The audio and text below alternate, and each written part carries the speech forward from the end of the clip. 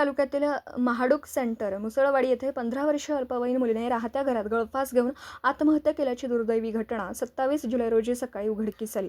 या घटनेमुळे संपूर्ण परिसरात हळहळ व्यक्त होत असून नागरिकांमध्ये शोककळा पसरली आहे। मिळालेल्या माहितीनुसार साक्षी किशोर बर्डे वय वर्ष 15 ही मुसळवाडी महाडूक सेंटर सूर्या लॉन्स समोर तालुका राहुरी येथील रहिवासी होती।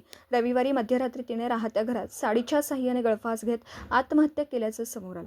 ही घटना तिच्या आईच्या लक्षात येताच कुटुंबियांसह स्थानिक नागरिकांनी तातडीने राहुरी पोलिसांना माहिती दिली। घटनेची माहिती मिळताच राहुरी पोलीस ठाण्याचे पोलीस हवालदार जयदीप बडे आणि शेषराव कुटे यांनी घटनास्थळी धाव घेतली।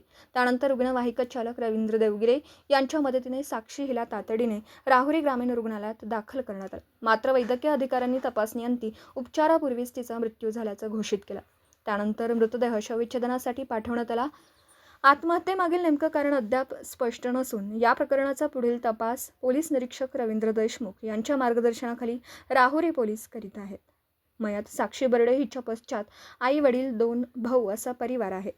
अल्पवयातच तिच्या निधनामुळे कुटुंबावर दुःखाचा डोंगर कोसळला असून महाडूक सेंटर मुसळवाडी परिसरात हळहळ व्यक्त होती आहे। दीपक साळवेसह योगेश पवार, न्यूज 14 राहुरी।